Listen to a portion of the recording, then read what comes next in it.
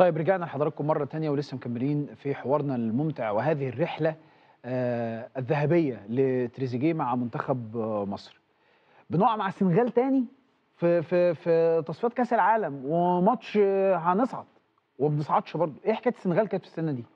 ال- اللي حصل في النهائي، مم. اتعهدنا بعد الماتش قلنا يا مم. جماعه الفرقه دي هنلعبها كمان شهر تاني مم. وان شاء الله هنكسبها. مم. احنا اتفاجئنا هناك باجواء رعب. والله العظيم. برضو يا جماعه انا ما بقولش اعذار، مم. ما بديش اعذار، مم. بس اللي احنا شفناه هناك لو كنا كسبنا ما كناش روحنا. للدرجة والله دي؟ يا ابراهيم ما كنا روحنا. للدرجة دي؟ هو الليزر اللي كان بيتعمل على اللعيبه بتاعتهم في مصر، اه خدوها ان احنا بايه بنأثر عليهم بقى وكده، فايه اتقلبت علينا هناك. اه في ضربات الجزاء خسرنا ضربات جزاء وكده، مم. بس انا كنت هادي شويه. مم. يعني المره دي كنت هادي، يعني كنت زعلان وكل حاجه، بس كنت هادي لان كنت بلم حاجات كتير، لعيبه كتير كانت متدمره. الحاجه الوحيده اللي وقفت عنها محمد صلاح. ايه بقى؟ اما رحنا الاوضه، انا هو بنقعد جنب بعض في الاوضه، مم. فببص عليه بقول له ما ينفعش. مم. قال لي لا انا مش مصدق. مش مصدق ان مش احنا مصدق. مش رايحين كاس عالم. بيقول لي انا اعتزل دولي. بقول لي والله العظيم، ياه. والله من كتر ما هو. قلت له يا صلاح لك اللاعيبه بتبص عليك، معلش انا عارف ان الموضوع صعب، امسك نفسك. ياه. معلش والله. انا اول مره اسمع من كتر زعله اللعيبه كتر كلها زعل. بتبص عليه. طبعا هو الواجهه بتاعتنا، هو المثل قال لك الاعلى لينا من كلنا. كتر ما هو مش مصدق قال لك انا اول اعتزل مره دولي. اشوفه بيعيط. اللي هو صلاح ما فعلا اعمل بيعيطش بسهوله. بيعيطش بسهوله، لقيته بيعيط. انا اعمل ايه تاني؟ والله العظيم. والله قلت له يا صلاح بعد اذنك. اول ما اللعيبه شافته بيعيط بقى، فتوح وامام واللعيبه كلها طبعا انهارت جامد، لان طبعا الواجهه بتاعتهم اللي هم طب اللعيبه ملمومين كبيره. حواليه. اللعيبه الكبيره لما تيجي ما يحصل اخفاق ولا حاجه، اللعيب بيبص عليه هو الرياكشن بتاعه ايه، بيعمل ايه، حاسس بايه. فصلاح وقتها فعلا كان نفسه راجل، نفسه يعمل حاجه لبلده، وراجل رافع اسم بلده. وفخر لينا، الواحد بيروح في اي بلد في العالم بيفتخر بيه. انت بتحب صلاح، انا عارف طبعا علاقتكم طبعا ببعض. مثل الاعلى. والله طبعا مثل الاعلى. هو صاحبي واخويا وكل حاجه، وبقالنا 11 سنه او 12 سنه في المنتخب بنلعب مع بعض. بس هو بالنسبه لي هو مثل الاعلى، بتعلم منه. طب لما قال لك انا هعتزل دولي في لحظه، اللي هي اللحظات اللي بتجيلنا ديت، لحظه ضعف كده او لحظه احساس بخيبه امل، رجع امتى في الفكره على طول؟ لا انا هكمل وانا موجود وانا صلاح اما جينا بقى اجتمعنا كلنا. كان ساعتها الوزير تقريبا، وزير الرياضه او رئيس اتحاد الكره وقتها تقريبا، كان سياده الوزير اشرف صبحي وقتها تقريبا. كان داخل يقول لنا كلمه وكده، وهو داخل قام وقف قال انا فخور ان انا بلعب مع الجيل ده، وان احنا ان شاء الله هنحاول تاني. خلاص بقى لم الموضوع. هنحاول تاني، وانا واثق ان احنا هنوصل كاس عالم وهناخد بطوله افريقيا. والحمد لله يعني جزء منه اتحقق، ان احنا وصلنا كاس افريقيا تاني. وان شاء الله كاس العالم بقى سوري، اللي احنا وصلنا كاس العالم تاني. ايوه. والهدف اللي جاي ان شاء الله كاس افريقيا باذن الله. طيب خليني بقى اسالك على الاصابه بتاعتك في السوبر قدام الزمالك، وبالتالي ما اتحرمت انك تبقى موجود في المعسكر بتاع منتخب مصر الحالي. ايه اللي حصل؟ احكي لي بس الاصابه عباره عن ايه؟ هو الاصابه، انا الشوط الاول خلص. اول ما نزلت الشوط الثاني فجاه حسيت، اول الشوط الثاني حسيت بحاجه. بس انا من النوع اللي انا مش هطلع من الملعب غير وفي اللي هو خلاص مش قادر امشي. ليه؟ ما تجيش على نفسك. ما بعرفش والله يا ابراهيم، ما بعرفش. انا ما بعرفش. انا حتى اما جالي صليبي انا نزلت الملعب تاني كملت. حصل مشاكل تانية بسبب ان انا نزلت كملت. الدكتور يقول لي، الدكتور شدني قال لي خلاص خلاص. قلت له ما لا انا ما فيش حاجه.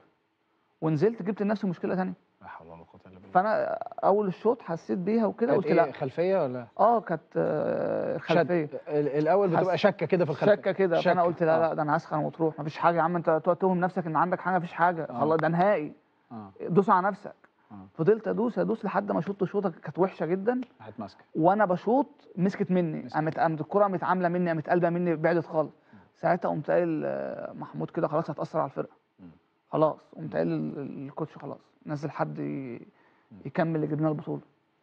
بسال عليك عشان اطمن عليك، قالوا لي في حاله نفسيه سيئه جدا. فبقول لهم ليه؟ هقول لك بصراحه اللي اتقال عندكم في النادي. قالوا لي حالته النفسيه سيئه جدا. فبقول لهم ليه؟ قالوا لي عشان كان عايز يبقى موجود في المنتخب. فاستغربت، قلت تريزيجيه بيروح المنتخب كتير جدا جدا، والمعسكر ده معسكر ودي، يعني ما فيهوش اي التزام بمباراه رسميه او حاجه رسميه، وانت عامل اللي عليك وزياده. فاستغربت.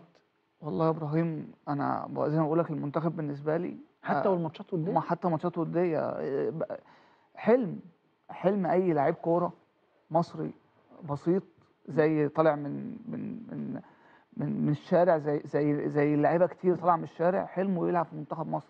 والله يا ابراهيم، والله دكتور جاب الله مم. خدني الساعه 3 بالليل بعد الماتش اعمل أصلاً. رنين، اقسم بالله رنين، مم. اللي هو خلاص انت في اصابه، قلت له لا اعمل لي رنين، انا عايز الحق، مم. حتى لو الحق ماتش، مم. الحق اي حاجه. مم. عملت رنين، قال لي مستحيل مش هتلحق، هي تاخد 10 ايام 12 يوم ويكون المعسكر خلص. مم.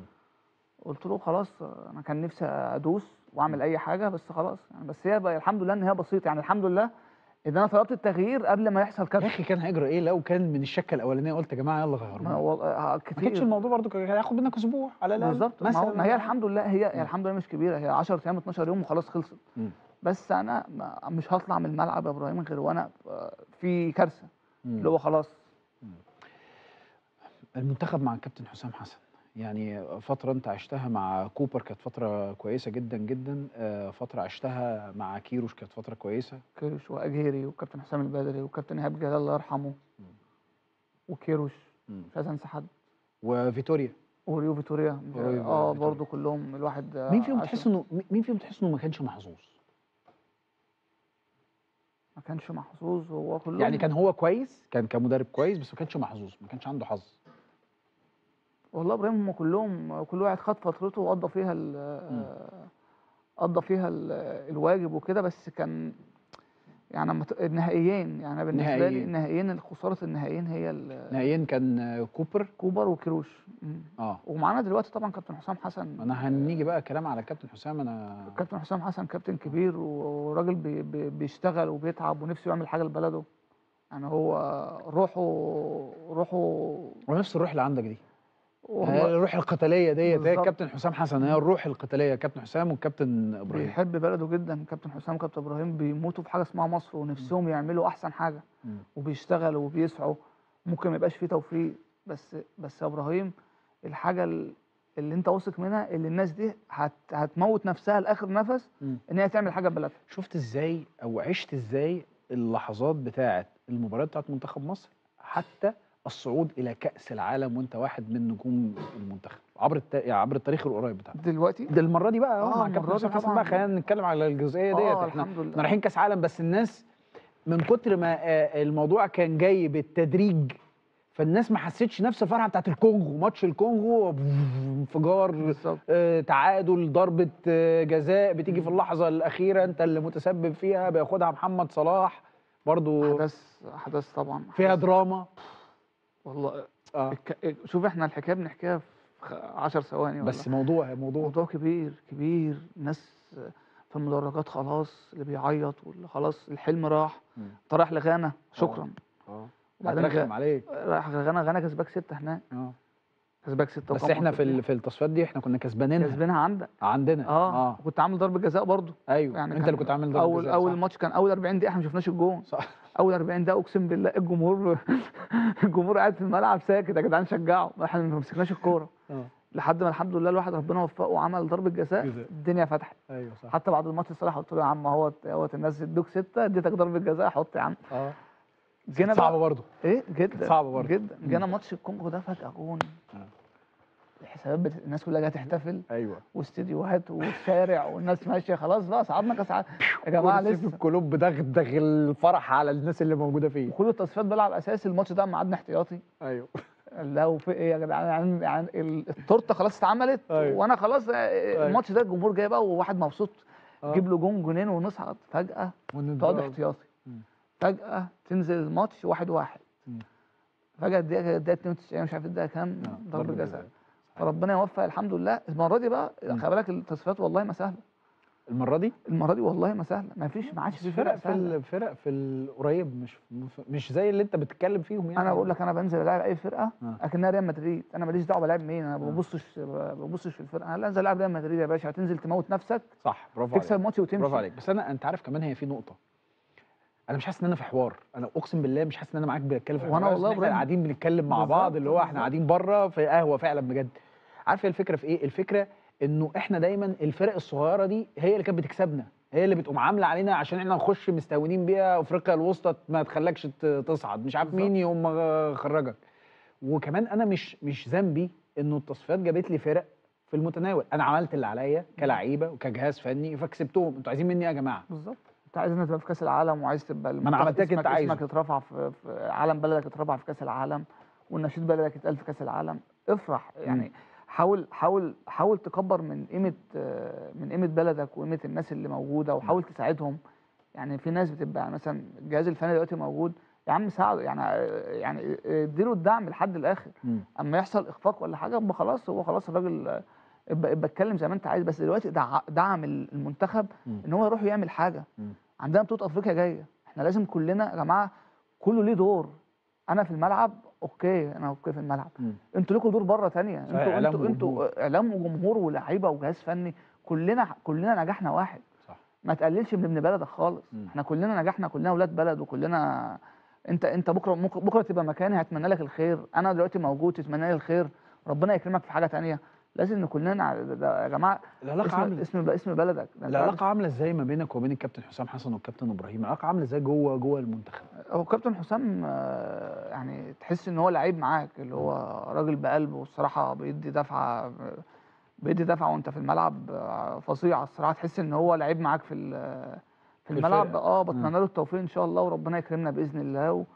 وخلاص البطوله خلاص قربت، كلها شهر ان شاء الله والبطوله، وان شاء الله ربنا يكرمنا باذن الله ونحقق الهدف. اسالك سؤال وجاوبني بصراحه. اتفضل. نقدر نكسب بطوله الافريقيه اللي جايه؟ ان شاء الله باذن الله. ده يعني المفروض اصلا محتاجينها قوي تريزيجيه، بس هتبقى فين؟ انا نفسي عشان صلاح لينا كلنا، بس صلاح دلوقتي في البيك بتاعه، في احسن مستوى. فاحنا عايزين نستغل اللعيبه اللي موجوده كلها في السن ده اللي موجودين فيه دلوقتي، نقدر ناخد البطوله باذن الله. في المغرب، في الصين، في اي حاجه، احنا مصر. احنا اكتر فرقه واخده بطولات افريقيا. احنا مصر، احنا التاريخ، احنا اللي خلينا التاريخ. مع احترامي لاي حد، هنروح هنحارب ان احنا ناخدها. الحاجه اللي موثوق منها والناس كلها لازم تعرفها، ان البعثه اللي رايحه ديت رايحه تموت نفسها عشان تاخدها. لا قدر الله حصل حاجه، لو قدر الله حصل حاجه هتحصل وهم ميتين في الملعب، اللي هو خلاص ده خلاص اللي قدامك احسن منك. بس صحيح. استاذنك نروح للفاصل، وبعد الفاصل نرجع نكمل. اتفضل. يلا بينا.